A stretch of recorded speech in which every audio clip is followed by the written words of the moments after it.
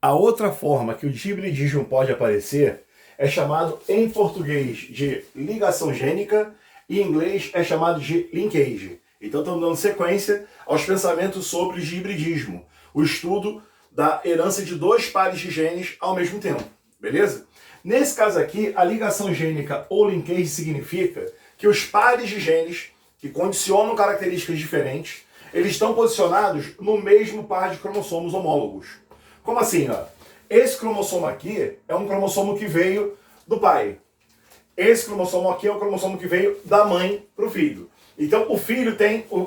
Nós estamos estudando um organismo diploide, que tem duas cópias de cada cromossomo da espécie, duas cargas gênicas, e nesse indivíduo diploide, um cromossomo veio do pai dele e outro veio da mãe. Sempre assim.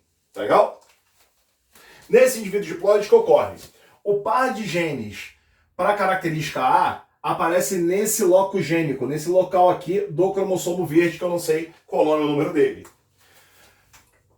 O par de genes para a característica B aparece nesse locus gênico aqui, nesse local, do mesmo cromossomo verde. Ou seja, os genes A e B estão ligados no mesmo cromossomo. Deu para entender? Ligação gênica porque os dois pares de genes aparecem no mesmo par de cromossomos. Tudo bem? Mas para formar gametas, esse indivíduo vai sofrer meiose. E ao sofrer meiose, ocorre uma redução na carga gênica. Como assim? Se a célula original ela é diploide, tem dois cromossomos de cada tipo da espécie, e o número de diploide nesse caso é de dois cromossomos, ó, os dois cromossomos aqui, quando houver divisão celular para a formação de gameta, essa divisão chamada de meiose, vai causar uma redução na carga gênica aqui, ó. Vai reduzir a carga gênica da célula. A célula formada depois da meiose vai ser uma célula haploide, com metade do número de cromossomos. Cada célula vai ter um cromossomo apenas. Então, a célula original é diploide, aí a célula diploide vai sofrer meiose, e com a meiose que ela sofre, origina células haploides. Beleza? Beleza. Então, na hora de sofrer a meiose, o que acontece? Cada cromossomo vai para uma célula filha. Esse cromossomo verde vem para essa célula, esse cromossomo vem para essa célula aqui. Nesse cromossomo, quais genes estavam? Estavam os genes Azão e Bzão. Nesse cromossomo, quais genes estavam? Os genes Azinho e Bzinho. Então, os gametas formados serão apenas de dois tipos. Quando existe uma ligação gênica ou um linkage, o indivíduo ao formar gametas, forma só gametas que estão com genes presentes em um cromossomo ou gametas com gene presente em outro. A possibilidade de formar gametas Azão, Bzão aqui é a metade, é 50%. A possibilidade de formar gametas Azinho e Bzinho aqui é a metade, é 50%. Isso ocorre quando os genes estão no mesmo par de cromossomos. Aí a ligação gênica mostra que só gametas Azão, Bzão e Azinho, Bzinho serão formados. Sabe o que é interessante? Quando a gente fala do genótipo dos indivíduos em linkage, olha o que ocorre. Um cara que é de híbrido, que é Azão, Azinho, Bzão, Bzinho. Se eu mostrar para você o genótipo dele na segunda lei de Mendel, se eu mostrar o genótipo de um de híbrido na segunda lei de Mendel, você vai escrever assim para mim, ó. Arranjar o CD de híbrido, ele é heterozigoto por gene A e heterozigoto por gene B. Heterozigoto por os dois. Beleza? Agora, quando está em linkage, tu não vai representar assim, não. Por que não, Rangel? Porque olha só. Quando está em linkage, eu consigo saber em qual cromossomo aparecem os meus genes, os alelos gênicos. Como assim? Esse indivíduo desenhado em cima, ele tem os genes dominantes, tanto para A como para B, no mesmo cromossomo. Os genes recessivos, tanto para A como para B, no mesmo cromossomo. Então, se eu for te representar o genótipo desse indivíduo em linkage, olha o que eu tenho que mostrar para você. Azão e Bzão estão no mesmo cromossomo, assim como Azinho e Bzinho estão no mesmo cromossomo. E para te representar que são cromossomos em linkage, olha o que eu faço aqui, ó. Os risquinhos representando o cromossomo. Esse risco é o cromossomo que só tem os genes dominantes, esse risco é o cromossomo que tem esses genes recessivos. Então já, mas só pode aparecer assim no de híbrido, dominante juntos, recessivo juntos? Não, poderia aparecer assim também, ó. Eu poderia ter um indivíduo que fosse Azão com Bzinho em um cromossomo, Azinho com Bzão no outro. Tá aqui, ó, os cromossomos representando, ó. Se os dominantes aparecem juntos, os recessivos aparecem juntos, nós dizemos que os genes aqui estão em posição cis. Se dominantes e recessivos aparecem no mesmo cromossomo, né, um dominante e um recessivo e um recessivo do mesmo cromossomo, nós dizemos que eles estão em posição trans. Rangel, mas não poderia aparecer aí um indivíduo Azinho, Azinho, Bzinho, Bzinho, Azinho, Azinho, Bzão, Bzinho? Poderia. Eu só estou te dando o exemplo do díhbrido. Nos díhbridos, esses são os genótipos possíveis. Então, na segunda lei, você representa os genes sem se preocupar com os cromossomos. O cara é Azão, Azinho, Bzão, Bzinho. Já se for um díhbrido em linkage, quem tiver com os dominantes juntos, ou se o dominante tiver com o recessivo, diferenciará a apresentação do genótipo no indivíduo. Belezinha? Gente, olha só. Essa é a base, essa é a ideia geral do linkage. Só que você acaba trazendo pra gente um problema, pra evolução mesmo um problema. Qual é? Quando os genes estão em linkage, você acaba tendo uma redução de variabilidade. Já não entendi. Deixa eu te explicar. Se fosse um caso de segunda lei, o indivíduo seria Azão, Azinho, Bzão, Bzinho, também. E esse Azão, Azinho, Bzão, Bzinho teria seus genes em cromossomos não homólogos, né? Em pares não homólogos, separados. Aí na hora de formar gameta, de acordo com a segunda lei, esse cara aqui formaria 4 tipos de gametas diferentes. Por quê? Porque na segunda lei existe a segregação independente. Quando o Azão é mandado para o filho, pode ir junto tanto Bzão quanto Bzinho. Então o Azão pode ir com Bzão, o Azão pode ir com Bzinho, o Azinho pode ir com Bzão, e o Azinho pode ir com Bzinho, na segunda lei. Porque segregação independente entre genes A e genes B. A probabilidade de formar gametas aqui é a mesma. 25% do Azão com Bzão, 25% do Azão com Bzinho, 25% do Azinho com Bzão, 25% do Azinho com Bzinho. Não esquece, isso tudo que eu estou te contando, de acordo com a segregação independente, os cromossomos, os genes estariam em cromossomos homólogos diferentes, e a segregação é independente entre eles. Quando você olha no linkage, a segregação é independente. Se Azão for para o filho, obrigatoriamente Bzão vai junto. Por quê? Porque eles estão ligados, estão no mesmo cromossomo. Se Azinho vai para o filho, Bzinho vai junto, por causa da ligação gênica. Se você notar, a segunda lei forma mais gametas diferentes do que o linkage, não é? Seria se o linkage não pudesse sofrer um processo que aumenta a variabilidade genética. A segregação independente da segunda lei de Mendel aumenta a variabilidade porque forma mais gametas diferentes. Não entendi, Rangel. Se tivesse em linkage, só 2 tipos de gametas. Em segunda lei, 4 tipos de gametas.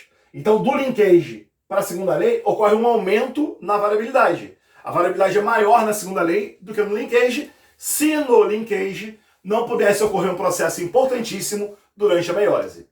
Quando a célula vai entrar em meiose, ocorre na primeira etapa dela, a chamada prófase 1 da meiose, um processo fundamental que é o pareamento dos cromossomos homólogos.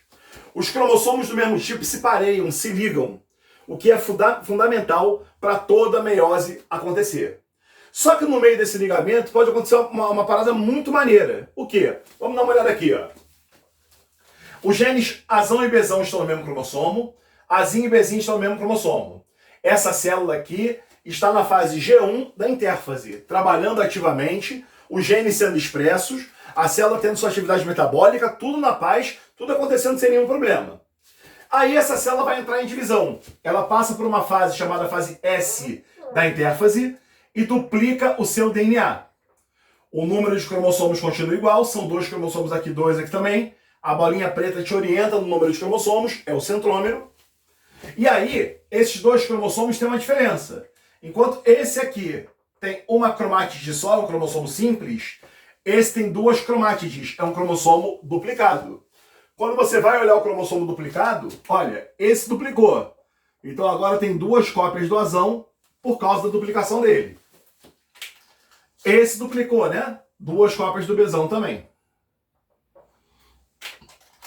Esse aqui duplicou, duas cópias do Azinho. O cromossomo duplicou também, formou duas cópias do Bzinho. Então, pela duplicação, nós temos duas cópias do Azão Bzão, duas do Azinho Bzinho. Legal? Se não houver o processo mágico que eu te falei, esses caras aqui, ao longo da meiose, vão ser separados. Primeiro, na anáfase 1 da meiose, separação dos cromossomos homólogos. Cada um deles vai para uma célula diferente. Depois, na anáfase 2 da meiose, ocorrerá a separação das cromátides irmãs. Cada braço cromossômico desse aqui vai ser separado um do outro. Isso vai fazer com que, ao final do processo, esse indivíduo possa formar 4 gametas a partir dessa célula. Esse cromossomo aqui vai formar o gameta de cima. O gameta contém os genes Azão e Bzão. Tá aqui para você, ó, Azão e Bzão. Esse aqui, esse segundo gameta, também Azão e Bzão. Esse cromossomo, essa cromátide, vai formar o terceiro gameta, Azinho e Bzinho. Essa cromátide vai formar o quarto gameta, Azinho e Bzinho. Todos em mesma quantidade. Então você vai formar metade dos gametas Azão e Bzão, metade Azinho e Bzinho. Foi o que eu expliquei aqui, ó. Só mostrei para você como é que acontece. Porém, pode ocorrer um processo fundamental para a nossa evolução, que aumenta a variabilidade genética, chamado de permutação gênica ou recombinação gênica. Recombinar é combinar de novo. Permutar é trocar. Trocar pedaços dos cromossomos. Como assim? Esses cromossomos são homólogos, têm várias sequências de nucleotídeos semelhantes. Tem pequenas diferenças nos genes, fazendo alelos dominantes e recessivos aparecerem, ou alelos diferentes aparecerem. Como eles são semelhantes, partes deles conseguem ser trocadas, sem danos mutacionais para a espécie. Como assim? Olha só. Esse cara é duplicado na fase S da intérfase, e aqui ele vai entrar em divisão. Ele duplicado tem os genes Azão, ou Azinho, Bzão, ou Bzinho. Aí vai começar a meiose. Quando vai começar a meiose, ocorre um processo importantíssimo na prófase 1 da meiose. Numa fase específica que você mais... ali, o que acontece, você consegue saber o que acontece melhor, o paquíteno da prófase 1, ocorre uma troca dos braços cromossômicos, uma permutação dos braços cromossômicos. Como é que é isso, Rangel? É assim, ó. Esse braço cromossômico aqui, ó, ele acaba invadindo a região do outro braço cromossômico. Esse braço cromossômico aqui, ó, acaba invadindo a região do outro braço cromossômico. Ou seja, os cromossomos se cruzam, trocando um pedaço deles, permutando parte deles. Essa permutação ganha um nome bastante pomposo em inglês e bonito. Muitos de vocês talvez já conheçam. O nome dessa troca é crossing over. O crossing over é um processo de permuta, de troca entre braços cromossômicos de cromossomos homólogos. E daí? O que essa troca faz? Simples, ó. Essa parte aqui não foi alterada, não sofreu crossing. Então, quando você olhar abaixo, no final do crossing over, aqui eu vou ter o Azão e embaixo eu vou ter o Bzão, sem nenhuma alteração. Só que aqui houve a troca, concorda? Então agora o Azão se ligou ao Bzinho. Quando você olhar esse gameta aqui do lado, em vez de ser Azão Bzão, o Azão estará ligado com o Bzinho por causa da troca, ó, Azão com Bzinho. Da mesma forma que essa cromátide aqui, ó, tem o Azinho ligado ao Bzão. Graças à troca, nós alteramos agora a ligação entre os genes A e B. E essa de fora também não foi alterada. Como não foi alterada, nela teremos o Azinho ligado ao Bzinho. Tá bom, Rangel, embaralhou tudo. Mas o que esse embaralhar causa de verdade? Simples. A meiose vai acontecer. Na anáfase 1 separaremos os cromossomos homólogos em células diferentes. Na anáfase 2 separaremos as cromátides irmãs. E quando separarmos cromátides irmãs, começará a formação de gametas. Olha aqui, ó. Os gametas formados agora foram iguais aos que foram formados em cima? Vamos ver, né? Azão vai junto com Bzão para o filho. Então, gameta Azão-Bzão é formado. Azinho vai junto com Bzinho. Então, gameta Azinho, Bzinho é formado. Só que olha os dois no meio. Quando esse cara aqui, essa cromátide se separar dessa, Azão, Bzão forma esse gameta. Azinho, Bzinho forma outro. Desculpa, Azão com Bzinho forma outro. Quando houver a separação das cromátides irmãs da anáfase 2 da meiose aqui, Azinho, Bzinho forma um gameta, Azinho, Bzão forma outro. Minha pergunta para você é, com o crossing over, os gametas formados foram na mesma proporção do que sem o crossing over? Não! Aumentamos a quantidade de gametas, a variabilidade de gametas, a variabilidade genética aumentou. Se você olhar com calma, os mesmos 4 gametas formados no linkage, quando há crossing over, quando há permutação ou recombinação gênica, aparecem na segunda lei também. Azão, Bzão, Azão, Bzinho, Azinho, Bzão, Azinho, Bzinho. Então a variabilidade aumenta como se fosse a segunda lei. Como se fosse a segunda lei? Não. Peraí, então você vai me complicar. Como é que pode que não, se os gametas formados são os mesmos? Pelo seguinte, gente, o crossing over ele não é obrigatório. Nem toda célula obrigatoriamente sofrerá o crossing over e formará obrigatoriamente esses gametas. Na verdade, nós temos uma proporção diferenciada. Na segunda lei, eu posso te garantir que cada gameta é formado com a mesma probabilidade, em proporções semelhantes. No crossing over, eu posso te garantir uma coisa também. O quê? Olha só, os gametas Azão, Bzão e Azinho, Bzinho, eles seriam formados com ou sem crossing over. Vê se você concorda com essa minha frase aí. Os gametas Azão, Bzão e Azinho, Bzinho, deixa eu circundá-los aqui, ó. Eles seriam formados mesmo sem o crossing over. É só você olhar em cima aqui, ó. Não houve crossing over. Desse indivíduo foram formados gametas Azão, Bzão e Azinho, Bzinho, sem crossing over. Os gametas formados sem o crossing over, você nota que eles foram formados, ó, sem participar do crossing, tá vendo? Os gametas formados sem crossing over são chamados de gametas parentais. Parentais por quê? Porque eles são formados sem o crossing over a partir do cromossomo íntegro do papai ou da mamãe dele. Agora, esses gametas aqui do meio, eles só foram formados porque houve crossing over. Tanto o gameta Azão com Bzinho, quanto o gameta Azinho com Bzão, só foram formados porque o crossing over existiu. E com a existência do crossing over, eles acabaram aparecendo.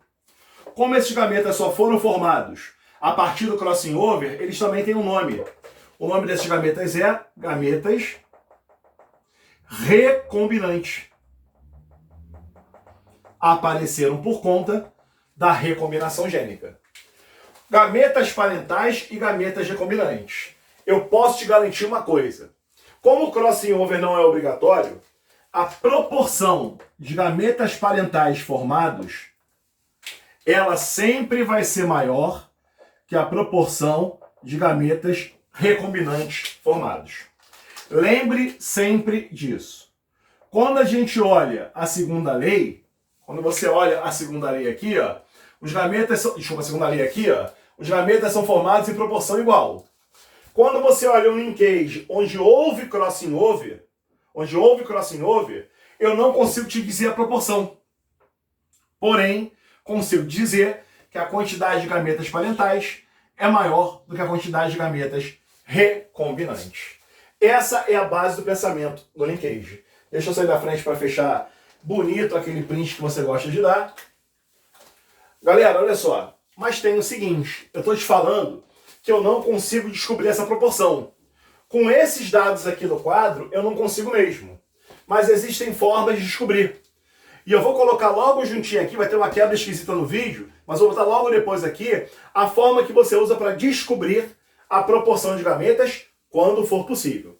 Tá beleza? Então dá aquela última olhadinha final, enquanto eu dou uma brecada nesse vídeo para fazer a edição e colocar a outra parte para você de como você descobre a proporção de gametas parentais para gametas recombinantes.